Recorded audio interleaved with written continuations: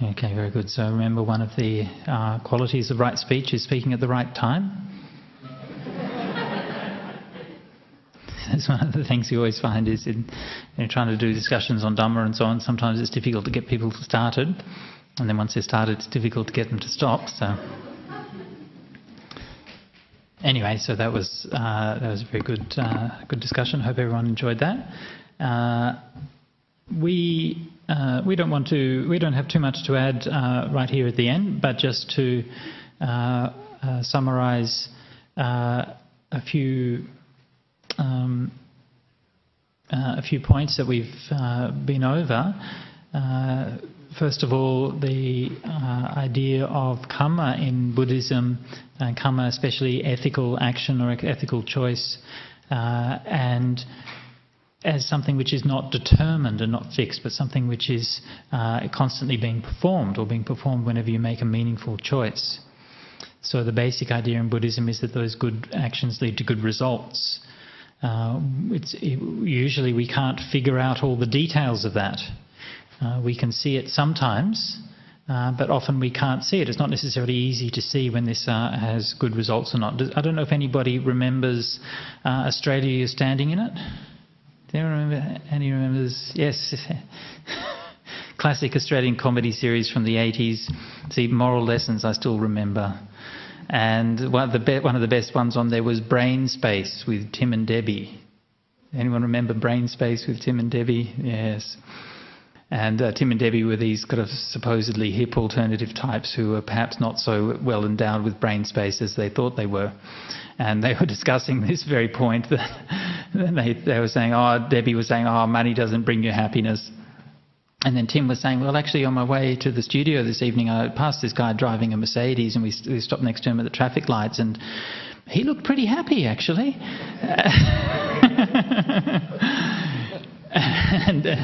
And Debbie said, he wasn't really, it was just a show. And Tim saying, well, I don't know, his boat was really big and he's had a beautiful wife and he looked pretty happy to me.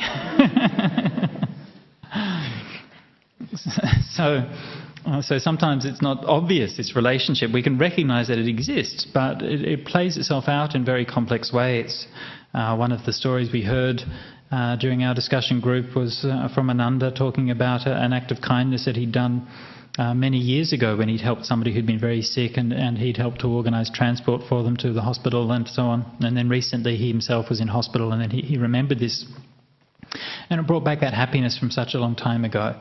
And I think this is one of those things which really shows the difference between that happiness which comes from doing what is good and the happiness that comes from sense pleasures, right? You imagine 30 years ago, what did you have for dinner? I'm sure you had some nice dinners. Where are they? I'm sure you had some nice holidays or nice experiences or went to see a movie or whatever it was, and you enjoyed it and had happiness then. And that's just gone. That's just ashes. It's meaningless, right, in the scheme of things. All you can do with that kind of happiness is just keep doing more of it again and again and again and again. And if you keep eating good meals again and again and again, you get fat. And if you keep drinking a good drink again and again and again, you become an alcoholic. And all of those things, they give you just a little bit of happiness, and if you keep doing it, the end result is it brings more suffering than happiness. Whereas the happiness that comes from doing good is something that it might seem like nothing at the time. And we often do a lot of good things and we don't remember it. We don't think of it. We tend to dismiss it. That wasn't important. Sometimes people will offer dana and then they'll say, it was just some leftovers that I had. This is very kind of, certainly in the Western cultures is what people say. I had too many loaves of bread, so, have some bread. And so they're kind of diminishing this kind of idea that they've done something actually good and actually really worthwhile. So don't be afraid to acknowledge that happiness and to reflect on it and rejoice with it, and to acknowledge that you've done something good. This is the point of the Silanusati, the meditation which we recommended for the preparation. And hopefully you all got something out of that meditation as well. Remembering what it is that you've done good and bringing that happiness to mind. Yeah? It doesn't happen automatically. It happens when you make that effort. Not remembering all the mistakes you've made. Right? We always made mistakes. We always know when we've made a mistake, right? The hard thing is forgetting it. Yeah? The important thing is to remember those good things that we've done. Don't take them for granted. Those are the things that are really important. Those are the things that are really powerful. Those are the things, ultimately, which will lead us to Nibbana. Yeah? So we should never take those good things that we do for granted.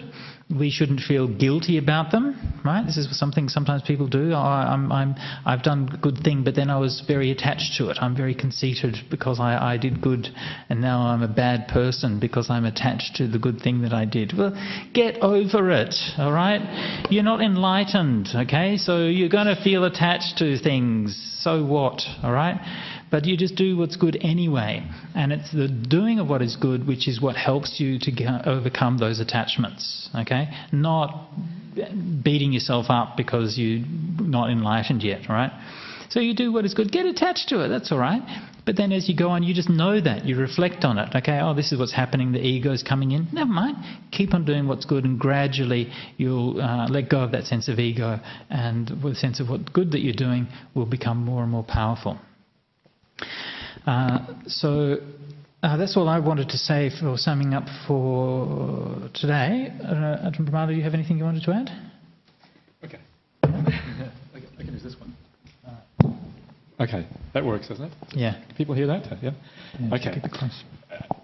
I certainly agree with that. I think this whole idea of reflecting on one's goodness certainly is very important. And I think one of the things that often happens is that you feel discouraged because you think about your goodness, no happiness arises. And often the reason why the happiness doesn't arise is because you're not ready yet to actually receive the happiness from that goodness. And that's what I was talking about before. The idea is that any act you do, whether it's bad or whether it's a good act, it actually fits into a whole web of all the other things you do in life. So once you start to purify yourself, and as you go through life, you become more pure, you become a better person. Suddenly there comes a time, maybe 5 years down the line, and then you remember that act that you did 5 years ago. And the reason why you can certainly now remember that act you did 5 years ago is because now you have reached a stage of purification where your mind is actually able to enjoy that. It actually has enough goodness inside of yourself to actually be able to reflect on that in the right way. So the goodness is never wasted. It's just a matter of giving it time and waiting for the time for these things to ripen. And then all of the things you did in the past come back to you. And then you feel the joy. Then you feel the happiness. So you just have to keep building. And these things happen in the course of things. So this is one just a small point I want to add to what Bhante Sujata was mentioning. Another thing that I think we talked about a little bit in our discussion group, which I think is a fascinating thing, is one thing that I often have used myself in my own life, and that is to never make any decision. Decisions are always ethical in one way or another, right?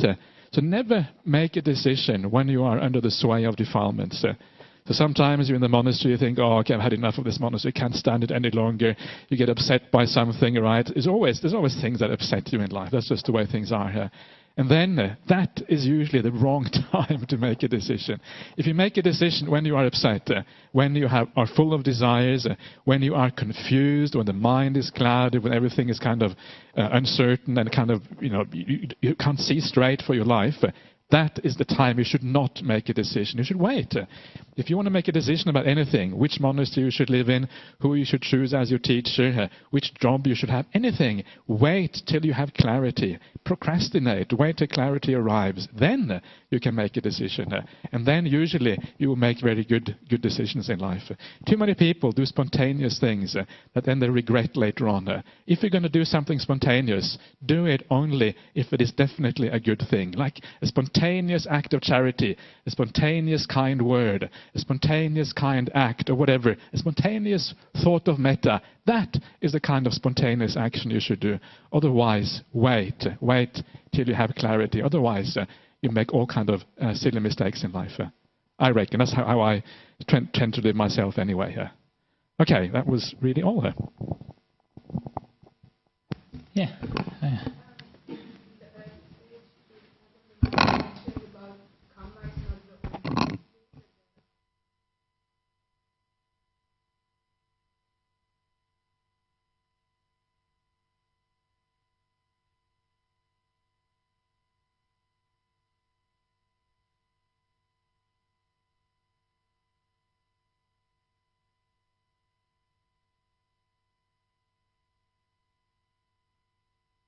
Yeah, I didn't actually really expand on that particular topic. I should have said more about that, because this was one of the areas where I was talking about how our modern view or late Buddhism is different from early Buddhism, and how late Buddhism, everything is referred back to karma. That was my karma, I had a car accident, etc. So that is right. But the way the sutras talk about this is not in terms of niyamas. The idea of niyamas, like natural laws of chitta niyama, kamma niyama, etc. This is actually a commentarial notion. It doesn't talk about things in that way in the sutras. What the sutras say is much more practical, much more down to earth. The sutras say, okay, karma is one thing that is, what leads to problems in this life. Another one is, what does it say? It's like the seasons, the change of the seasons, right? It gets cold. Okay, so you feel cold. That's one thing.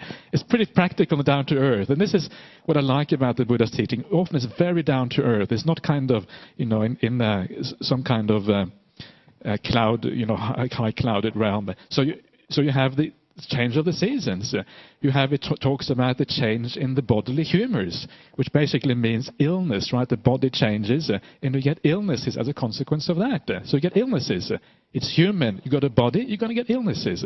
Simple as that. It talks about stumbling. You have an accident. It talks about accidents in there. Again, this is part of human life. You have accidents. You trip on your way back to the monastery or whatever. That's life. It's not because you got bad karma, it's because there was a root in the wrong place or whatever.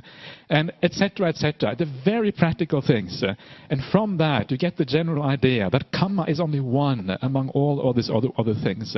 And all these other things are the things that you can expect as a human being, whatever that is. One of the interesting things is that, the idea about life, long life or short life, is short life always due to bad karma in the past? Well, if you remember a few years ago in 2004, I think it was, when we had the great tsunami in that devastated large parts of Sumatra and Sri Lanka and everywhere. People often say, oh, this is due to the past karma. 150,000 people died. Whole villages were wiped out. Is it natural to think that every person in that village died because of bad karma? Does that make any sense?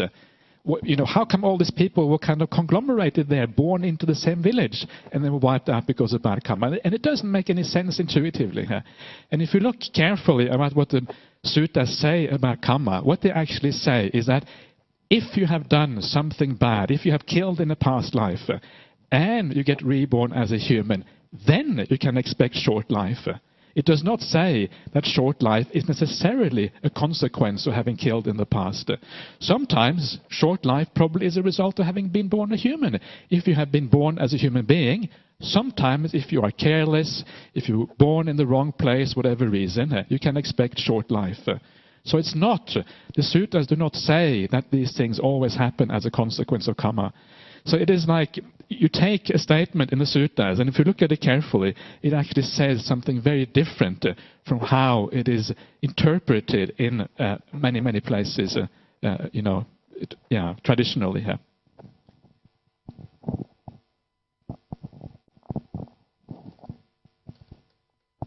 Okay, so unless there's any more questions, we might just wrap up there. And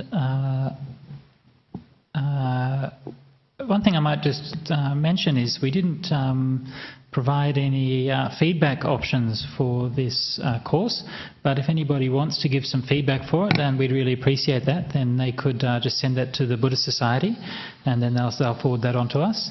So that would be really appreciated both for us and for the Buddhist Society to have some feedback about what people thought of the course, whether you liked it or didn't like it, and whether you thought that Calvin and Hobbes was appropriate, or we should have Gary Larson instead, or whatever kinds of choices that we should be making. And that would be good. Okay, so let's wrap up the workshop on ethics, and we look forward to next month talking about samadhi. Very good. Sadhu, sadhu, sadhu.